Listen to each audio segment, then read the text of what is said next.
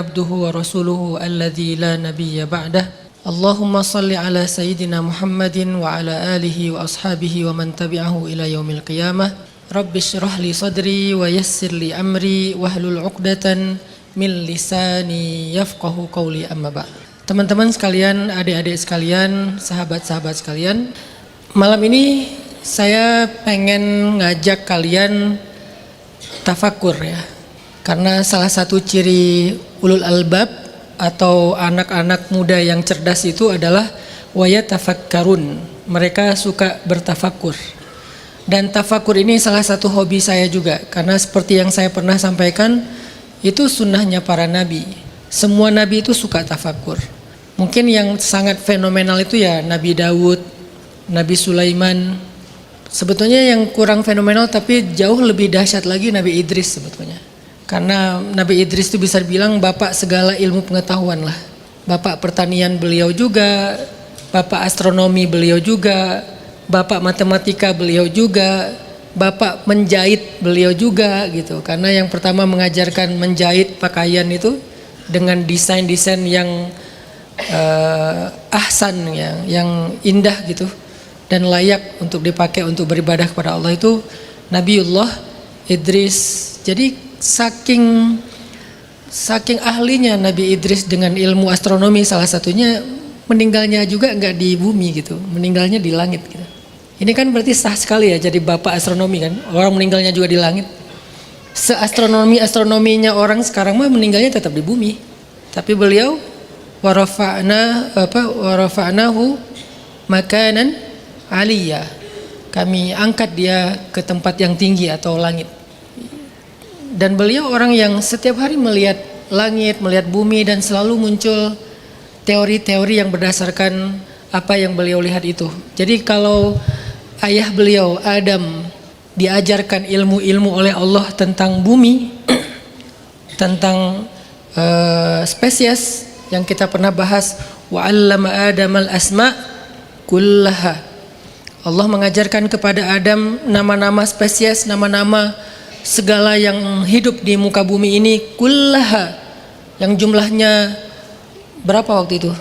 Ada triliunan spesies yang hidup di muka bumi, cuman 0,001% yang baru bisa dijabarkan oleh para ilmuwan, tapi Nabi Adam 100%. Ini ayahnya aja secerdas itu gitu. Memahami spesies, memahami tentang kehidupan di bumi, baik yang di laut maupun di darat 100%, dan tahu bukan hanya namanya tapi juga tahu peran-peran ekologisnya secara sangat detail, yang besar dan yang kecil. Anaknya Idris tahu bumi dan langit dan membuat rumus-rumus.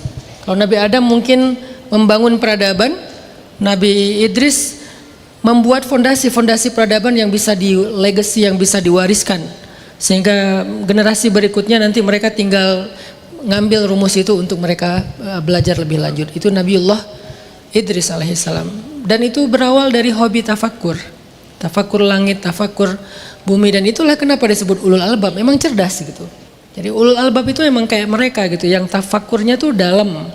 Bukan hanya menikmati lalu foto, posting, kurang ulul albab lah, itu ulul TikTok. Ulul sosmed. Karena dia lebih fokusnya ke bagaimana mendapatkan views dan like. Sedangkan ulul albab orang yang yatafakkarun, dan outputnya tuh bagus, outputnya tuh jelas. Outputnya itu adalah kesadaran yang tinggi berlandaskan tauhid. Apa kesadarannya? Nggak ada yang sia-sia. Tauhidnya Rabbana. Jadi kesadaran yang tinggi tentang langit dan bumi ini nggak ada yang sia-sia. Semuanya tuh ada sesuatu yang penting gitu. Apakah pesannya, apakah perannya, apakah banyaklah. Jadi nggak mungkin sia-sia. Sekecil ba'udah, sekecil nyamuk pun nggak sia-sia. Cuman kita karena kurang tafakur, males mikir, kurang ilmu, akhirnya ya ngerasa ngapain sih menciptakan nyamuk, ngapain sih ada semut, ngapain sih ada ini, ngapain sih ada itu. Kan kita sering banget menyimpulkan hal dalam hidup kita berlandaskan kebodohan kita kan. Mengatakan salah lah, mengatakan sesat lah, mengatakan inilah, mengatakan itu, karena Menurut saya sih bukan kayak gitu sih kesimpulannya. Itu kan kesimpulan karena kebodohan kita. Kita kurang neliti aja, kurang ngeriset aja. Karena kita nggak ngeriset, akhirnya menyimpulkan dengan sebuah standar norma, standar idealisme yang sebetulnya nggak make sense gitu. Nah, ini kita bilang sesat, kita bilang salah, kita bilang mitos. Jangan-jangan kita aja nggak ngerti. Sehingga kita menyimpulkannya dengan pragmatisme pemikiran tadi. Sedangkan ulul albab, orang yang dia punya kesadaran, Rabbana ma khalaqta hadza batila, subhanak. Subhanak itu artinya apa sih? Engkau nggak salah ya Allah. Engkau nggak salah menciptakan ini, engkau nggak salah memberikan ini, engkau nggak salah mengkondisikan ini, ada musim, ada apa segala macam. Engkau nggak salah ya Allah. Lagian nggak ada yang batila, nggak ada yang kacau, sia-sia, negatif tuh nggak ada gitu. Kalau dilihat tafakur dengan deep, dengan sungguh-sungguh, kesimpulannya nanti Rabbana ma khalaqta hadza batilan subhanak faqina adzabannar. Kok ada kesimpulan faqina adzabannar dari tafakur? Ya berarti kan orang yang kurang tafakur, nggak memahami alam itu kan berarti dia banyak berbuat dosa. Yang sadar kalau itu dosa siapa? Yang udah kenal alam. Yang sadar buang sampah itu dosa siapa? Yang tahu dampak ekologis dari sampah gitu kan. Kita yang ngaji di pondok pesantren juga kadang-kadang kalau nggak diajarin tentang wawasan ekologi dalam konteks sampah aja, nggak ngerasa bahwa buang sampah itu dosa gitu. Kita anggap buang sampah itu ya bersih-bersih. Kita anggap buang sampah itu ya udahlah buang sampah aja. Bersih di kita tapi kotor di tempat lain gitu. Yang penting kita di tas kita nggak ada sampah, buang aja sembarangan. Yang penting di kamar kita nggak ada sampah, buang aja sembarangan. Yang penting di kantong kita nggak ada sampah, buang aja sembarangan. Kenapa kita nggak sadar kalau itu dosa? Karena kita emang nggak tafakur kan, nggak mikir gitu. Sampah itu nanti bakal jadi apa dan apa dampak negatifnya terhadap alam dan terhadap kehidupan. Sehingga kita nggak mengatakan faqina adzabannar. Peliharalah kami atau jagalah kami dari api neraka, karena api neraka itu adalah sebuah gambaran tentang dampak dari dosa. Sedangkan orang yang tafakur, ujung-ujungnya dia sadar kita banyak dosa sih selama ini, terutama bukan hanya sama manusia, bukan hanya sama Allah, kita tuh memang banyak dosa juga sama bumi gitu. Kita banyak dosa sama air, kita banyak dosa sama tanah, kita banyak dosa sama pohon, banyak dosa emang kita. Cuman selama ini karena kurang tafakur kita pikir itu semuanya benda mati, sehingga diapa-apain juga nggak akan jadi dosa gitu. Kita eksploitasi aja semau-maunya kita, padahal semuanya juga makhluk Allah kan. Dalam Al-Quran pun mereka nggak disebut sebagai benda mati, mereka disebut bertasbih. Makanya saya pernah bedah di sarung time apa di Tarbiyah ya, ada satu buku tentang rahasia bahasa orang Indian di Amerika, tentang bagaimana cara mereka memilih diksi tentang alam. Ternyata dalam bahasa mereka pohon ataupun alam itu nggak disebut sebagai it, disebutnya sebagai he. Cuman saya lupa istilah bahasa Indiannya. Jadi secara grammar Inggrisnya bukan it tapi he atau she. Kenapa nggak pakai it? Karena mereka nggak menganggap itu benda mati. Mereka menganggap itu benda makhluk hidup gitu. Sehingga mereka menganggapnya itu she. She itu bisa grandmother, bisa sister, bisa ibu, mother. Jadi mereka menganggap pohon itu adalah nenek saya, batu itu adalah nenek moyang saya atau kakek saya, karena dia punya sejarah kan. Dan dia tuh hidup, ada peran ekologisnya. Sehingga kalau kita mengambil sesuatu dari mereka, kita harus memberi juga sesuatu secara timbal balik. Kita harus memperlakukan mereka dengan respect. Kita nggak boleh eksploitasi mereka. Itu ada di dalam rahasia bahasanya suku Indian di Amerika, dan ditulis dalam sebuah buku panjang tentang bahasa ekologi yang dipakai oleh nenek moyang orang-orang terdahulu. Lalu ketika kita bawa dalam konsep Islam, Al-Quran pun ngomongnya gitu, nggak dibilang bahwa itu benda mati, dibilangnya itu hidup gitu. Sehingga ada bahasa-bahasa, bahkan mereka tuh ya, orang Indian itu kalau ngomongin tentang alam itu pakainya tuh verb gitu, jarang pakai noun. Mereka pakainya kata kerja, nggak pakai kata benda atau kata sifat. Oke lah, kata benda enggak, kata kerja pakainya. Dan dalam Al-Quran pun pakai kata kerja. Yusabbihu lahu ma fis samawati wa ma fil ard. Bertasbih kepada Allah apa yang di langit dan apa yang di bumi. Berarti kan Al-Quran itu menjelaskan gitu, yang kemudian tanpa ada benang merah entah gimana caranya dipakai sama orang yang bahkan nggak ngerti Al-Quran, nggak ngerti agama, tapi mereka tafakur. Kita yang baca Quran nggak tafakur, akhirnya ada missing link gitu antara kita dengan alam. Kita menganggapnya sebagai benda aja. Apa rasanya kalian ketemu orang dengan ketemu pohon? Kalau beda ya berarti kalian masih menganggap pohon itu benda gitu. Tapi kalau kalian ketemu pohon rasanya kayak ketemu orang, udah benar tuh. Dan itu nggak akan muncul rasanya sampai kalian tafakur yang dalam. Muncullah sebuah kesadaran yang kuat yang dikenal dengan istilah ulul albab. Jadi orang baru disebut ulul albab itu bukan yang banyak wawasan, yang punya kesadaran yang kuat. Dan kesadaran yang kuat dalam versi Islam itu adalah kesadaran ekologi yang berbasis tauhid. Istilah ulul albab itu adalah kesadaran ekologi yang berbasis tauhid, berbasis akidah, berbasis iman, termasuk kepada surga neraka. Kalau hanya kesadaran ekologis berbasis sains, itu belum jadi ulul albab dalam Al-Quran. Karena banyak kan orang yang sadar akan ekologis berbasis sains, ada yang berbasis tradisi dan budaya gitu. Seperti di kita mungkin kenapa nggak boleh ngerusak? Karena secara budaya ada warisan nenek moyang dan seterusnya. Sedangkan ulul albab itu dalam banget. Kesadaran ekologis berbasis tauhid. Kata-katanya apa? Rabbana. 1. Ma khalaqta hadza batila. 2. Subhanaka. 3. Faqina adzabannar. 4. Ada 4 pesan di dalam satu kalimat itu. Dan itu adalah ekologis tauhid.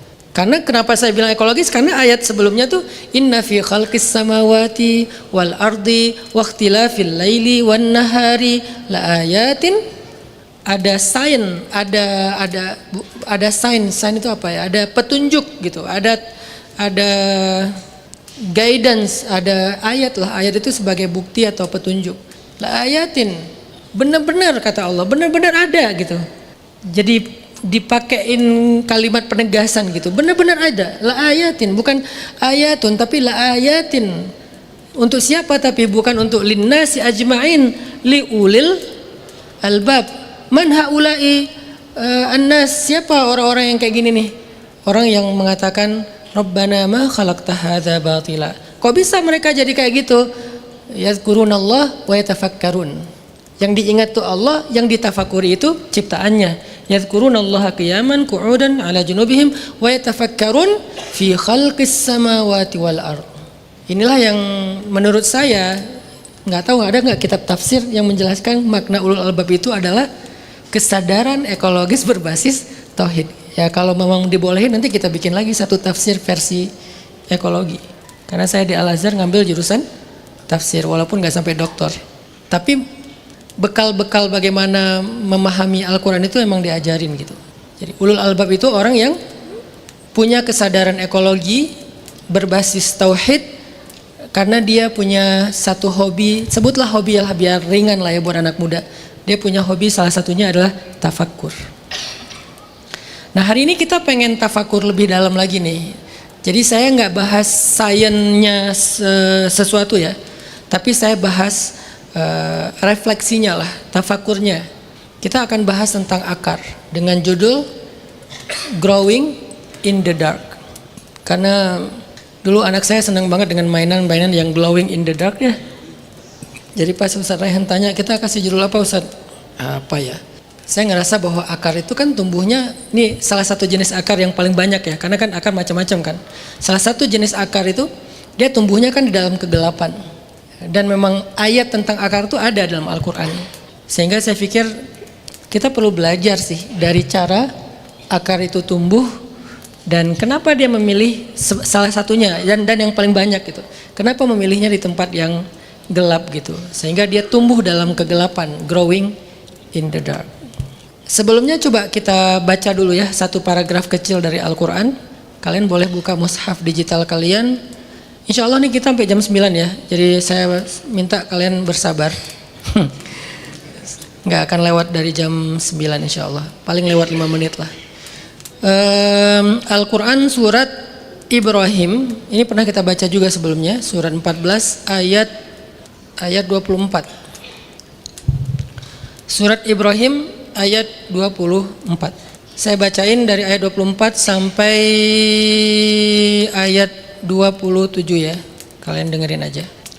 A'udzu billahi minasy syaithanir rajim. Bismillahirrahmanirrahim. Alam tara kaifa daraballahu mathalan kalimatan thayyibah مثلا كلمة طيبة كشجرة طيبة أصلها ثابت وفرعها في السماء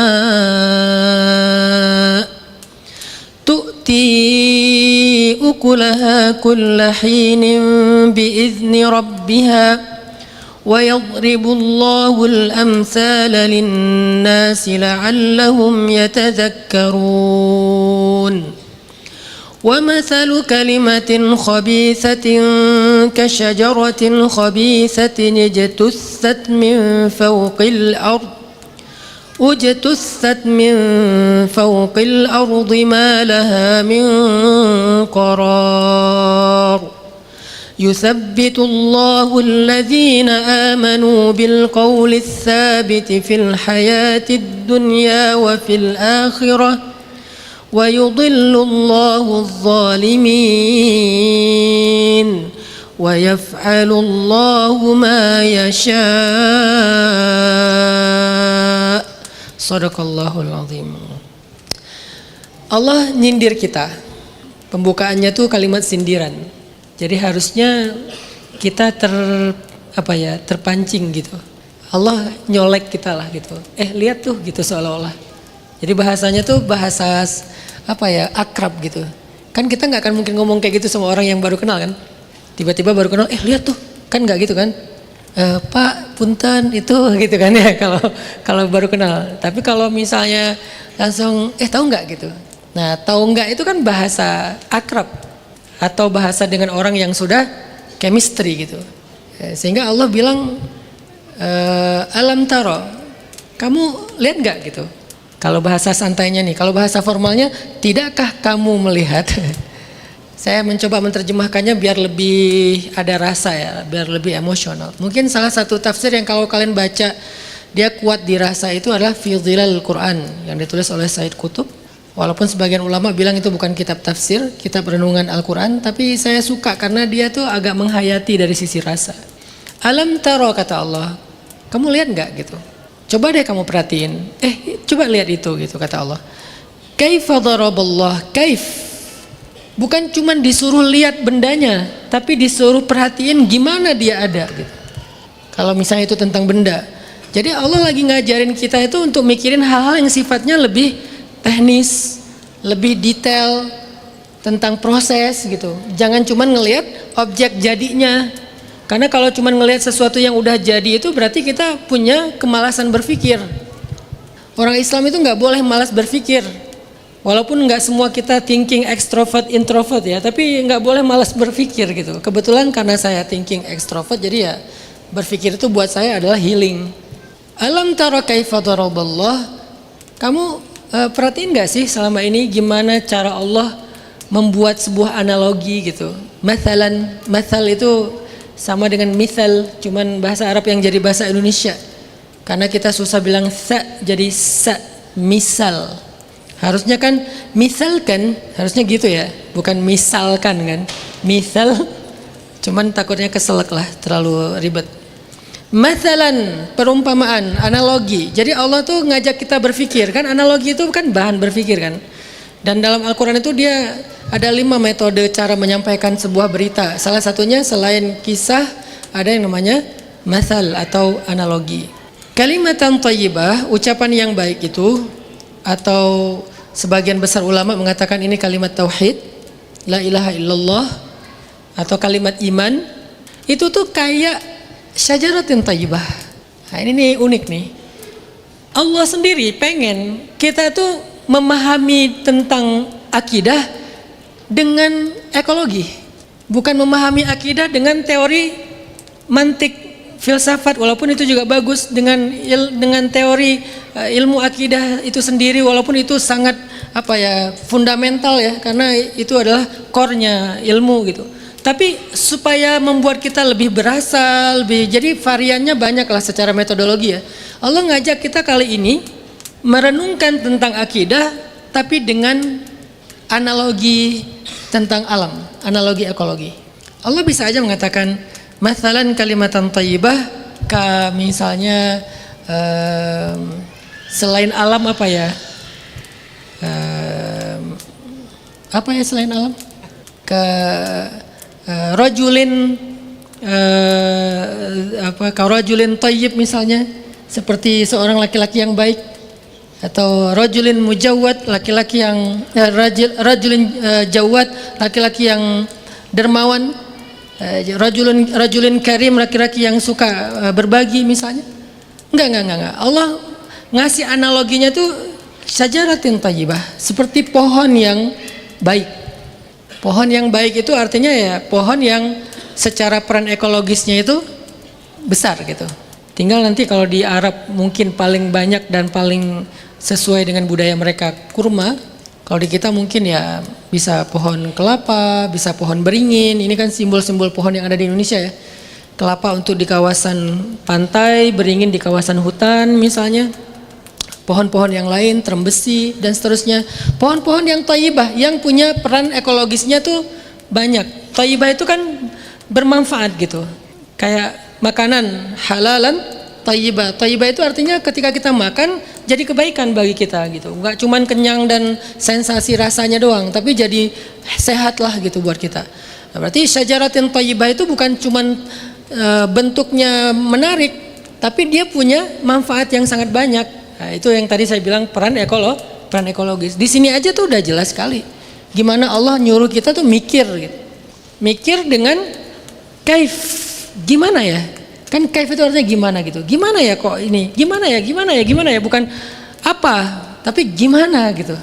Ini kan mikir banget kalau gimana. Kalau apa kan udah, oh itu. Apa itu? Pohon. Udah selesai. Gimana ya pohon itu ada ya? Gimana ya dia tumbuh ya? Gimana dia berperan secara ekologis ya? Gimana gitu kan? Secara teknis. Ya Allah nyuruh kita, enggak, kamu lihat enggak gitu. Coba deh kamu perhatiin gitu. Syajaratin thayyibah. Kenapa Allah nyuruh kita belajar dari pohon?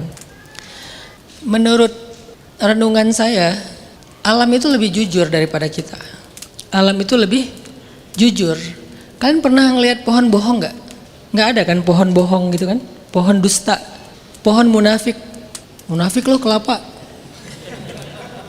Enggak kan, pohon itu nggak munafik, dia apa adanya gitu. Dia jujur, dia sabar, dia nggak yang beda sama manusia. Kita kalau belajar sama manusia, maaf ya, banyak pembohongnya.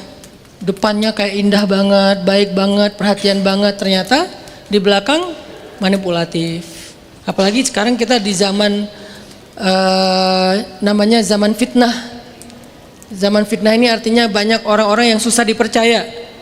Yang kita kenal dengan love bombing lah, NPD lah, manipulasi lah, playing victim lah gitu kan.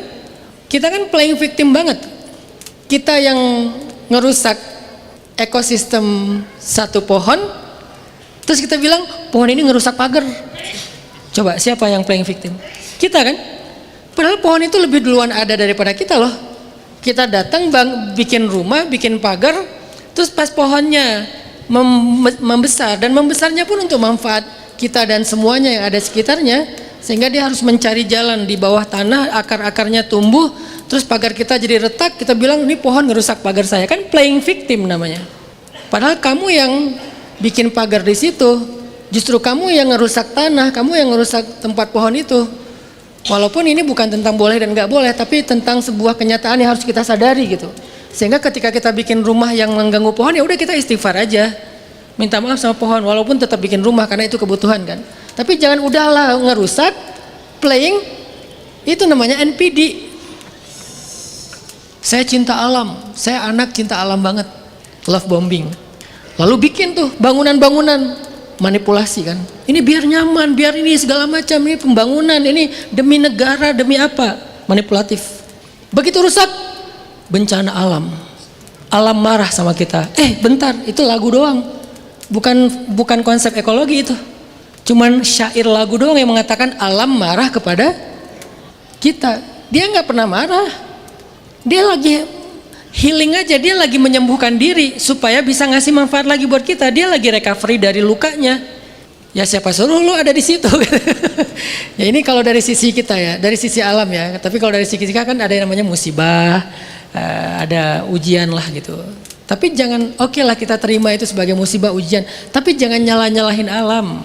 Sadar nggak sih kita selama ini NPD banget sama alam? Dengan 3 ciri NPD itu kan, love bombing, gua cinta alam banget.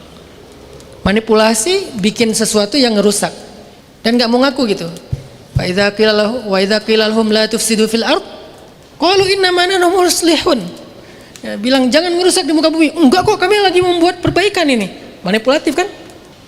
Padahal ala innahum humul mufsidun. Mereka itu yang ngerusak sebetulnya. Cuman mereka nggak sadar karena nggak ngerti aja atau pura-pura nggak tahu. Tapi begitu nanti ada masalah kecil tadi yang pagarnya rusak, pohon itu ngerusak pagar, playing victim. Itu definisi NPD kita. Sedangkan pohon itu jujur, alam itu jujur. Sejelek-jeleknya babi anjing, dia itu nggak serakus manusia yang makan lebih dari haknya loh. Dia kan makan cuma sesuai dengan kebutuhannya doang kan. Tapi manusia kan lebih ngeri daripada itu kan. Dia makan segala yang dia bisa makan gitu, walaupun nggak kemakan sebetulnya. Dia kumpulin aja sebanyak-banyaknya. Pokoknya dia nggak peduli itu dampaknya ke orang lain. Pokoknya saya pengen jadi orang sekaya-kayanya di muka bumi ini lebih daripada Korun kali. Dia timbun sana timbun sini, dia kumpulkan. Wailul likulli humazatil lumaza alladzi jama'a malan wa 'addadah.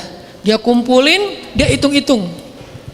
Kita kan, karena kalian pernah ngelihat anjing ngitung harta nggak sih? Babi, ini 2 makhluk yang menurut kita tuh paling rendah lah ya. Kalian pernah nggak lihat babi ngitung-ngitung harta? Enggak, ngumpul-ngumpulin gitu, stoknya lebih daripada kebutuhan dia. Enggak, paling sesuai kebutuhan dia doang. Apalagi makhluk yang lain, apalagi pohon. Pohon itu lebih banyak ngasihnya. Dia menyerap dari kita itu karbon, yang ngasihnya itu oksigen yang kita baik buat kita. Dia ngambil racun kita, tapi ngasih kita kebaikan. Dia ngambil air, dia tahan air biar nggak kemana-mana, biar kita bisa manfaatin air itu. Dia jaga, dia bikin sebuah ekosistem supaya kita nyaman tinggal di situ. Kita cuma ngambil manfaat doang. Itu pohon. Nggak pernah dia nuntut minimal UMR kayak gitu. Pohon teh tiap bulan dapat gitu ya. Nggak ada tuh pohon dapat UMR kan. Artinya Allah nyuruh kita belajar dari satu makhluk yang paling tulus dan paling jujur, yaitu pohon. Karena belajar dari manusia ini ya ada yang termasuk saya lah ya. Ada aib-aibnya lah, ada dosa-dosanya yang mungkin Allah tutupin atau kita yang nutupin. Tapi pohon enggak. Kalian pernah ngelihat pohon berbuat maksiat diam-diam dalam khalwah? Enggak ada pohon maksiat dalam khalwah kan? Manusia maksiat dalam khalwah tuh banyak. Atau cewek-cewek nih, pernah ngelihat pohon gibah enggak sih? Pohon bisik-bisik karena katanya makin pelan suaranya, makin penting infonya gitu kan ya. Mana ada pohon gibah? Walaupun mereka punya jaringan komunikasi antar sehabitatnya mereka itu lewat jaringan akar dan tanah. Yang saya pernah cerita, saya punya satu buku di rumah tentang tanah ya, The Miracle Life of Soil kalau nggak salah. Saya lupa judul tepatnya. Ada satu judul yang saya pernah baca itu, dia bilang 1 sendok teh tanah itu mengandung sekian ribu mil jaringan komunikasi antar pohon. Mereka punya kok sosmednya yang kita sering rusak gitu dengan cangkul kita, dengan alat berat kita, walaupun itu kebutuhan kita sih. Ya makanya saya bilang tadi, kalau udah ngerusak aja, jangan playing victim. Akuilah kalau kamu ngerusak, udah tinggal banyak-banyak istighfar, faqina adzabannar kan gitu ya. Masih mending kan. Udah ngerusak playing victim kan, ini keterlaluan gitu. Kita kenapa ngerusak? Karena memang kebutuhan juga. Gak bisa kita pungkiri lah. Ada sisi kebutuhan juga gitu. Pernah ada yang nanya ke saya, Ustadz tambang batu gimana? Saya tanya, kalian bangun masjid nggak? Bangun. Batunya dari mana? Kalian bangun pesantren nggak? Bangun. Batunya dari mana?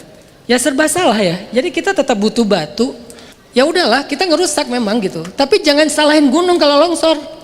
Jangan salahin hujan kalau banjir. Musim hujan banjir nih. Jangan playing victim. Hujan itu rahmah. Doanya aja Allahumma sayyiban Nafi'ah tiba-tiba, ya Rabbi, saya dizalimi oleh hujan. Playing victim. Hujan menzalimi kamu. Sejak kapan hujan menzalimi kamu gitu? Sejak kapan angin menzalimi kamu? Sejak kapan gunung menzalimi kamu? Ya sejak kamu merusak itu sendiri. Kerusakan itu kan dampaknya ke kamu sendiri gitu. Makanya oke lah, kita cukup 2 aja lah. NPD-nya jangan NPD amat lah. Jangan 3 lah, 2 aja. Love bombing, manipulasi. Udah segitu aja. Jangan tambah lagi playing. Udah cukup 2 lah, itu aja udah susah kita menghindarinya.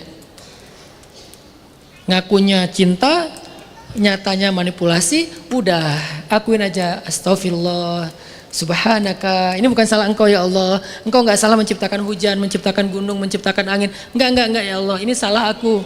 Inni kuntu minal zalimin, kan gitu kan harusnya. Nabi Adam banget kan. Salah ya udah ngakuin salah aja, apa salahnya sih? Ketika kita ngakuin salah, Allah akan mengampuni dosa kita kok gitu. Selama ngakui salah dan coba perbaiki. Yang jadi masalah tuh nggak mau ngaku salah. Ngakunya innama nahnu muslihun. Kami ini memperbaiki, kami ini membangun gitu loh. Ada itu di awal surat Al-Baqarah, nggak usah cari jauh-jauh. Semua kita pernah ngaji itu kok. Baru 1 lembar Al-Baqarah. Siapa sih yang nggak pernah baca 1 lembar Al-Baqarah pertama itu?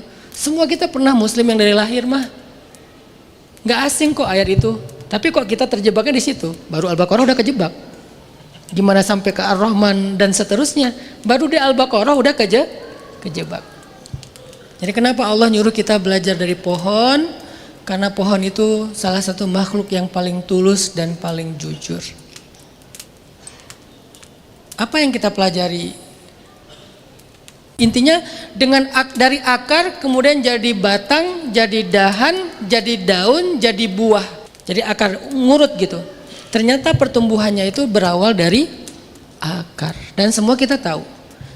Tapi pernah nggak kita renungkan ternyata sebelum dia menjadi pohon yang besar, sebelum dia menjadi pohon yang produktif setiap musim, dia tuh terlebih dulu tumbuh dalam kegelapan yang kita kenal dengan akar. Lalu kalau kita nanti baca ayat berikutnya, sedangkan pohon yang buruk, wa mathalu kalimatin khabithatin kasyajaratin khabithah, sedangkan pohon yang khabithah, pohon yang buruk, artinya pohon yang buruk itu bukan pohon yang banyak duri ya, maaf ya, karena duri bukan buruk walaupun nyakitin, tapi duri bukan keburukan. Jadi jangan ngeliat pohon duri dengan kayak ngeliat orang jahat gitu. Apa sih ini pohon? Jangan. Lebih jahat kita lah pokoknya. Alam udah lah, nggak ada salahnya dia fitrah banget kan, sunnatullah banget gitu. Walaupun duri itu menyakitkan, tapi pohon yang buruk itu bukan pohon yang berduri. Pohon yang buruk itu bukan pohon yang nimpa kita. Pohon yang buruk itu bukan pohon yang mungkin rontok daun-daunnya karena musim dan segala macam. Enggak. Pohon yang buruk itu justru kata Allah, ujtussat min fawqil ard. Pohon yang sudah tercabut akarnya sampai ke atas bumi. Ternyata pohon yang buruk itu adalah pohon yang akarnya rusak, yang nggak punya akar. Walaupun batangnya besar, walaupun mungkin cabangnya banyak, begitu akarnya rusak, maka langsung dia roboh dan menjadi bangkai. Walaupun secara ekologis nanti tetap ada manfaatnya, karena kan itu sampah organik ya, akan dimanfaatkan oleh ekosistemnya atau makhluk yang ada di situ. Tapi maksudnya secara pohonnya dia udah nggak punya fungsi kayak tadi lagi. Fungsi oksigen, fungsi air, fungsi mineral, fungsi ini, fungsi itu, kan dia udah nggak punya fungsi itu lagi gitu. Walaupun tetap dia bermanfaat sebagai bangkai. Sehingga kata Allah, ciri pohon yang buruk adalah pohon yang akarnya udah tercabut. Kenapa sih Allah nyuruh kita merenungkan pohon ini? Allah pengen kita belajar dari cara pohon tumbuh. Karena pohon yang baik itu manfaatnya banyak, semua senang dengan adanya dia. Apa rahasianya? Dia harus kuat akarnya. Dan akar itu gimana cara dia kuat? Harus tumbuh dalam kegelapan. Sehingga kita sebagai manusia yang belajar dari pohon jadi guru kita. Salah satu ilmu yang diajarkan pohon itu adalah, kalau kalian pengen jadi orang yang impactful, kalau kalian pengen jadi orang yang bermanfaat, kalau kalian pengen sukses, kalau kalian pengen bahagia, kalau kalian pengen menikmati hidup, kalau kalian pengen jadi orang yang yang keren gitu, coba periksa dulu tentang akar kalian. Dan akar itu di mana? Di dalam tempat yang tersembunyi, di dalam tempat yang gelap, yaitu di sini. Ini dulu yang harus kalian tumbuhkan. Growing in the dark. Atau juga bisa dimaknai kita tuh kalau mau jadi orang benar tuh perbaiki dulu diri kita dalam kegelapan, dalam kesendirian, bukan dalam keramaian. Orang yang baik dalam keramaian itu cenderung munafik. Orang yang mukmin sejati yang jujur itu adalah sama dalam keramaian dengan kesendirian. Sama sholat berjamaah dengan sholat sendiri.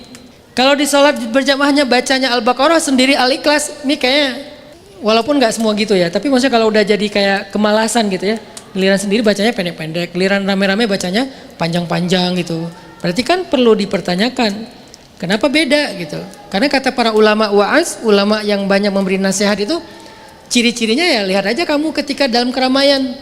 Bedanya dengan kamu dalam khalwah, dalam kesendirian tuh kayak gimana? Sedangkan 1 dari 7 golongan yang mendapatkan naungan Allah di padang mahsyar, pada hari tidak ada naungan kecuali naungan Allah adalah orang yang dalam kesendirian dia menangisi dosa-dosanya, dia bertaubat pada Allah, minta ampun pada Allah, dia tumbuh secara spiritual dalam kesendirian, khalian, bukan dalam keramaian. Sehingga jangan lihat seseorang itu dalam keramaian, termasuk saya, termasuk ustadz-ustadz, atau nggak usah ngelihat orang lah. Jangan lihat diri kalian gitu, diri kita masing-masing, jangan lihat kita tuh lagi dalam keramaian kayak gini tuh, ini kan dari ujung sana sampai ujung sana kan soleh semua kan, alhamdulillah ya, masya Allah ya, amin. Tinggal nanti kita periksa ketika kita lagi sendiri kayak gini gak sih? Setenang ini gak sih kita dalam hidup gitu? Senunduk-nunduk gini gak sih kita mendengar ayat Allah gitu? Seterkesima ini gak sih kita dengan ayat-ayat Allah, hadis-hadis Rasulullah? Sekhusyuk ini gak sih kita dalam ibadah? Kita tanya dalam kesendirian kita, bisa gak sih kita istiqomah juga dalam kesendirian seperti kita istiqomah karena malu dalam keramaian? Jadi 2 makna refleksi dari growing in the dark. Satu adalah yang tumbuh itu harus di dalam dulu. Karena pohon itu awalnya dari mulai sebuah biji, dia itu tumbuhnya di dalam dulu. Lama loh tumbuh di dalam. Sebelum dia kemudian muncul tunas jadi batang pohon yang besar. Dia fokus di dalam dulu aja. Bagi petani-petani yang gak sabar kadang dia kira ini pohon gak hidup gitu. Padahal dia hidup di dalam, terus hidup. Ketika akarnya udah kuat, sabit, baru nanti far'uha, tu'ti ukulaha dan seterusnya, itu belakangan. Sehingga islah dulu sarirah kita, islah dulu hal-hal yang sir, hal-hal yang apa ya, hal-hal yang tersembunyi kita sebelum kita islah alaniyah kita, hal-hal yang tampaknya kita. Tapi kita kan hidup di zaman menampakkan kan, malah sekarang kita merasa normal aja gitu. Apa yang kita tampakkan dengan aslinya beda itu biasa aja gitu. Di sosial media kan, pakai filter. Pas dilihat orang, wah cowok Korea nih, opa-opa. Pas ketemu ya gitulah. Berarti kan kita nggak berani jujur kan? Pengen terlihat kaya, pengen terlihat cantik, pengen terlihat cakep, pengen terlihat sukses, pengen terlihat bahagia. Sampai ada penelitian di salah satu kampus di Amerika itu katanya couple yang suka posting tentang romantis dan kebahagiaannya tuh 60%-nya sebetulnya mereka tidak seromantis dan sebahagia itu. Enggak 100% ya, insya Allah di sini yang 40%-nya lah yang benar-benar bahagia. Bukan kamu nih ya, karena kamu nih sering posting yang menginspirasi saya. Oh bagus juga ya ide romantisme Kak Buni gitu. Tapi bukan Kak Buni. Ini 60% kamu nih. Saya jadi feeling guilty ini, salah ngomong. Maaf ya Kak Buni, ganti topik aja deh. Kita kan pengen memamerkan hal-hal yang sebetulnya kita nggak gitu kan. Termasuk saya lah gitu, memamerkan hal yang kayak gitu. Saya posting tentang padel, kan diedit dulu cari yang pukulan yang bagus-bagus kan. Yang nggak masuk kan nggak akan dimasukin. Gimana? Saya posting memanah gitu. Emang masuk semua? Emangnya saya Imam Syafi'i 10 tembakan 9 masuk, 1 sengaja meleset biar nggak sombong. Saya 10 nembak, 1 yang masuk itu yang diposting. Yang 9 meleset mah enggak, ngapain diposting gagal. Posting nembaknya doang, target nggak usah. Nembak, posting, wih sederhana nembak, meleset semua itu. Ketika saya berkuda nembak di sasaran, yang saya posting yang kena sasaran. Yang saya jatuh dari kuda itu mana saya pernah posting. Kenapa? Karena saya pengen dilihatnya versi jago berkuda, nembaknya tepat sasaran, bla bla bla. Nggak jujur loh. Terus biar jujur diposting juga, ya jangan diposting kalau gitu. Terus gimana Ustaz, serba salah jadinya? Ya gimana ya? Ya minimal ngakuin diri kita bahwa kita tuh nggak sekeren itu juga lah. Jadi biasa-biasa aja. Minimal nggak muncul sombongnya kan gitu kan. Ketika orang memuji Ustadz berkuda, dalam hati, itu kan hasil editan. Tapi kalau orang bilang Ustadz berkudanya bagus, wah nah itu baru kena tuh. Udahlah diposting sombong pula gitu kan, berarti double. Kalau udah nggak jujur dalam postingan, minimal jangan sombong lah. Wah cakep banget, filter sih. Wah kaya banget, itu editan sih gitu. Ya udah minimal kita tetap jujur kan ke diri kita. Kalau kita belum bisa jujur ke semua orang ya minimal jangan bohongin diri sendiri lah. Itu seburuk-buruk kondisi sih. Sampai harus berani, sampai tega gitu. Ngebohongin diri kita sendiri padahal kita tahu betul diri kita sendiri kan. Itu kan kayak aneh banget ada orang kayak gitu. Udahlah jujur aja lah gitu. Sehingga kita jadi tawadu, jadi low profile. Udahlah saya mah orang biasa aja lah, nggak usah lah kalian cium-cium tangan saya lah. Kalau orang soleh kiai kalian cium tangan saya janganlah. Ini anak-anak muda hijrah mau cium tangan saya giniin sampai ke lantai gitu. Bisa sampai lama-lama kita ngesot aja berdua. Karena saya nggak merasa tangan saya ini layak dicium. Ada tuh beberapa orang tua minta tolong saya mentahnik bayinya kan. Saya bilang ayahnya aja yang mentahnik. Oh pengen dapat berkah dari Ustadz. Berkah? Saya bilang saya belum gosok gigi. Saya bilang. Karena saya nggak pede ya, saya ngerasa nggak suci ya, jadi saya nggak mau gitu. Termasuk adik saya tuh Bilal kan pernah mau mentahnik anaknya, bilang, aku lupa gosok gigi tadi pulang sini habis makan sambal, aku bilang. Daripada nanti anak kamu kepedesan, jadi aku nggak usah pakai dimakan ya, jadi pakai tangan aja. Minta tolong aku mau cuci tangan dulu, cuci tangan, terus ya udah gitu aja. Kenapa? Lisan saya nggak suci, tangan saya nggak suci, jadi nggak usah digitu-gituin banget. Tapi ada ulama-ulama yang memang bukan suci tapi mereka orang soleh, orang baik, ya udah kita ikram lah sama mereka ya. Tapi saya enggak lah, tahu diri lah. Karena kalau itu udah hilang, saya udah nggak bener lagi udah.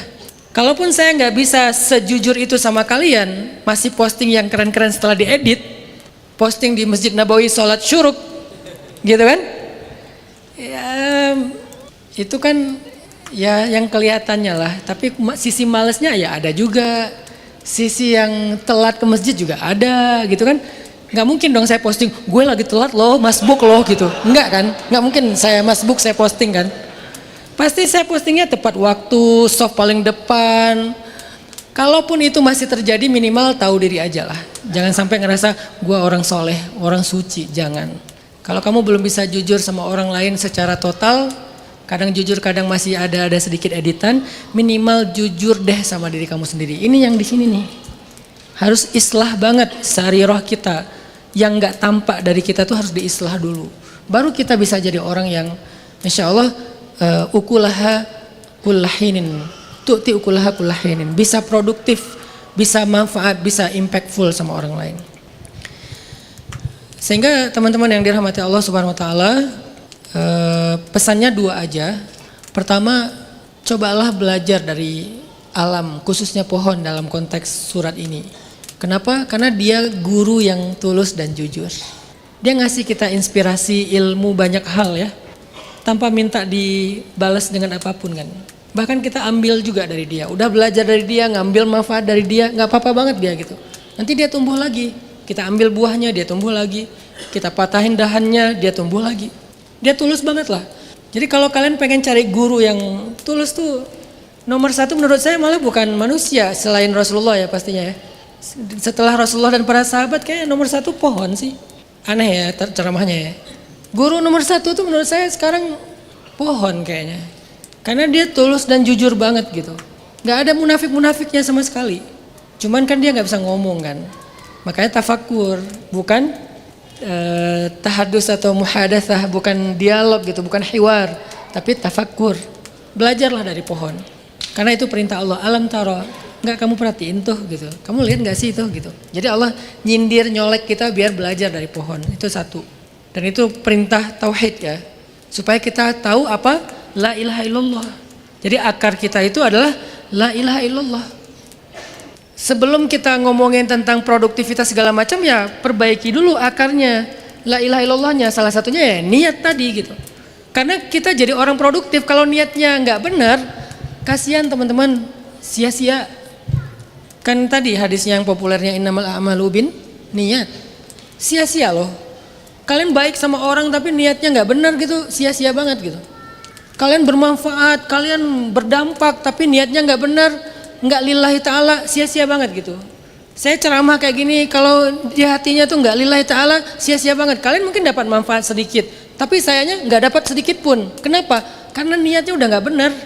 Berarti kan renungan yang kedua itu adalah, pertama belajar dari pohon, yang kedua ya perbaiki dulu yang tersembunyi, growingkan dulu tuh, tumbuhkan dulu tuh la ilaha illallah di dalam hatimu, sarirah kamu, amalan hati kamu, niat kamu, keikhlasan kamu, ketulusan kamu. Coba itu dulu yang diislah gitu, coba itu dulu yang diperbaiki. Tajdid kalau perlu, perbaharui gitu, karena itu kayak awalnya udah benar melenceng lagi, awalnya udah benar kepancing lagi. Mungkin kalau melenceng kita agak bisa nahan ya, yang susah itu kepancing. Melenceng itu kayak ada godaan, itu masih bisa ditahan lah. Tapi kepancing itu apa? Gak dihargai. Jadi kita kayak awalnya tuh gak berharap duniawi sama sekali nih dalam satu amalan. Gak berharap duniawi. Dan kita bisa jaga itu. Tapi kalau gak dihargai, udahlah saya gak berharap apa-apa. Tapi malah gak dihargai, malah saya difitnah, kepancing tuh. Akhirnya saya itu selama ini muncul kan dia. Karena banyak orang yang kadang berhasil menjaga keikhlasan dari urusan duniawi, tapi gagal ketika dipancing secara emosional. Suami ikhlas banget pengen ngasih nafkah terbaik buat istri dan anaknya, sebulan 50 juta lah. Masih ngomong maaf ya yang aku baru bisa ngasih segini 50 juta doang gitu. Padahal udah berapa kali lipat UMR ya. Tapi ketika istrinya gak menghargai dia, gak bersikap yang respectful sama dia udah nggak lagi kayak dulu, udah nggak seikhlas itu, mulai dia ungkit-ungkit. Selama ini kan aku, mulai itu kan, selama ini.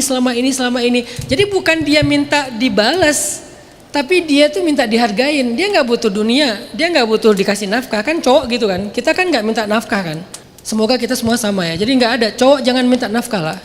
Walaupun istri kadang lebih kaya dari kalian atau lebih sukses secara finansial dari kalian, kalian jangan berharap dari mereka lah. Mungkin dari situ muncul istilah harta suami, harta istri. Walaupun itu bukan hadis ya. Ya udahlah, kita memang nggak berharap kan, dan kita biasa dengan itu. Kita nggak berharap sedikit pun dari istri kita. Tapi kalau nggak dihargain itu kayak masalah sih buat kita.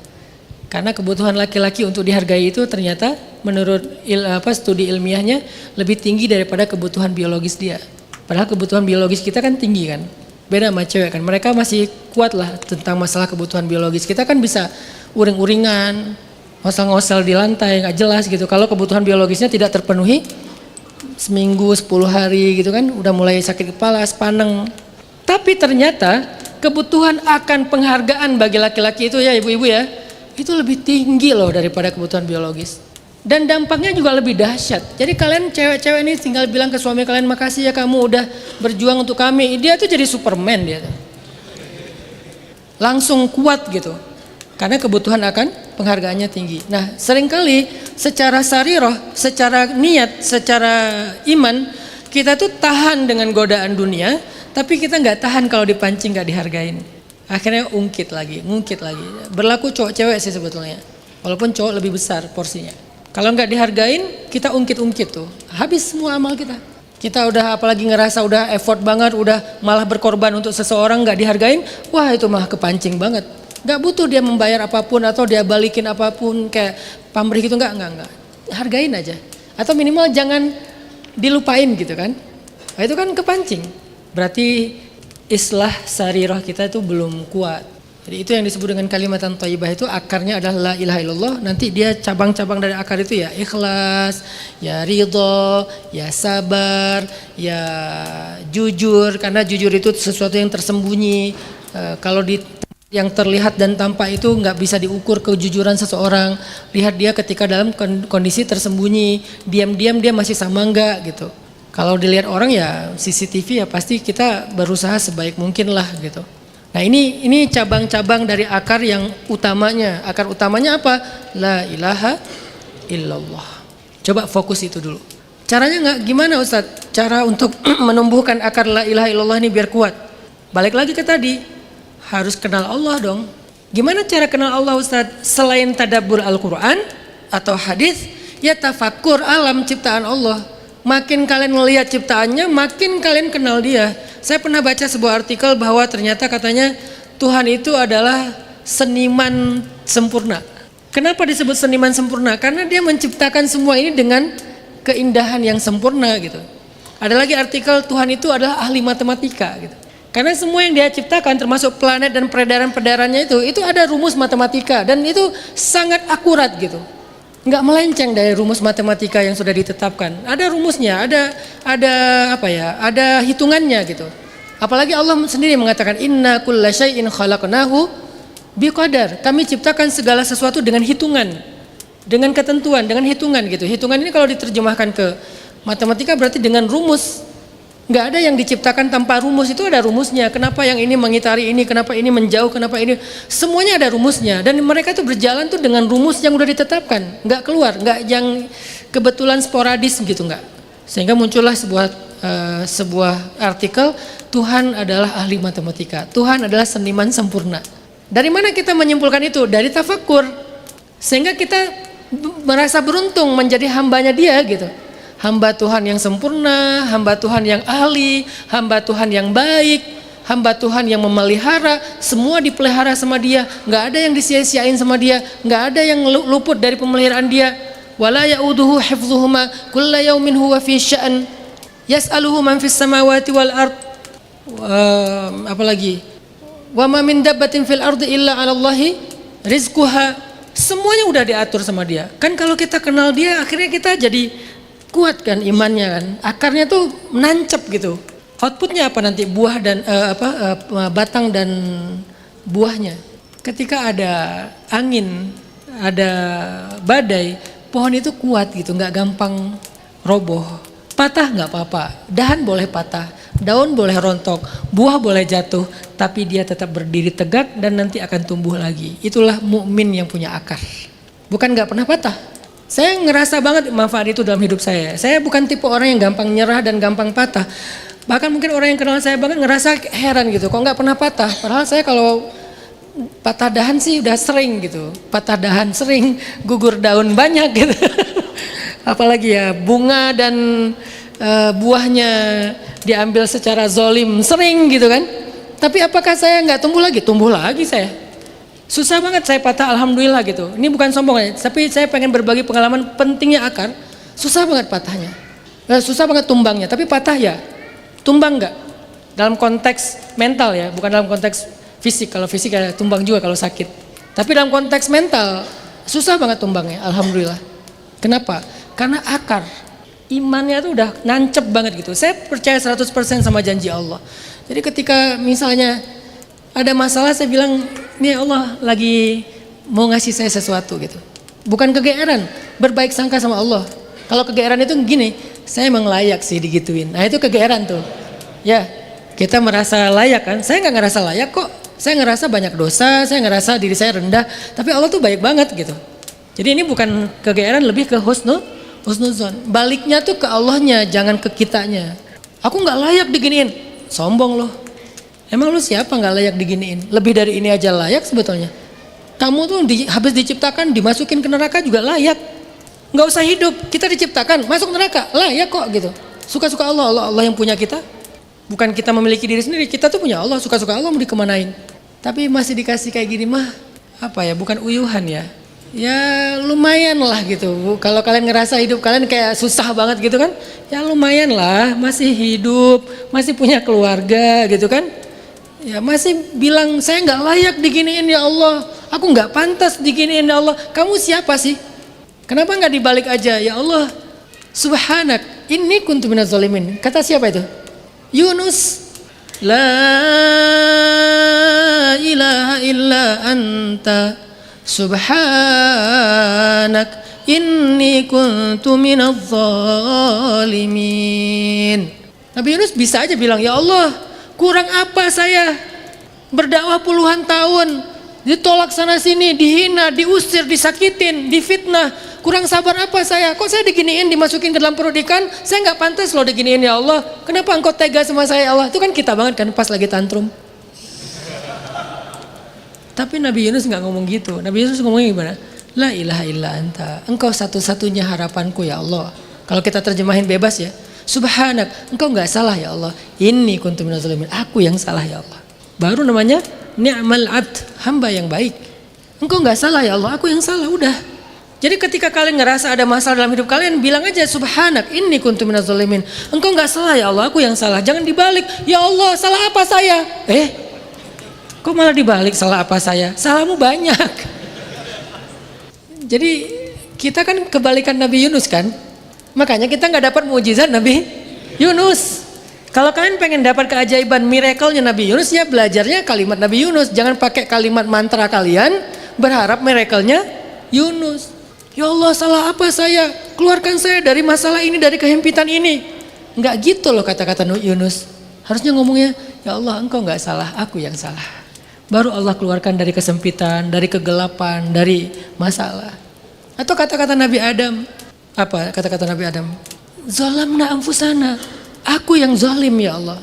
Tapi iblis, aku lebih baik dari dia ya Allah. Debat.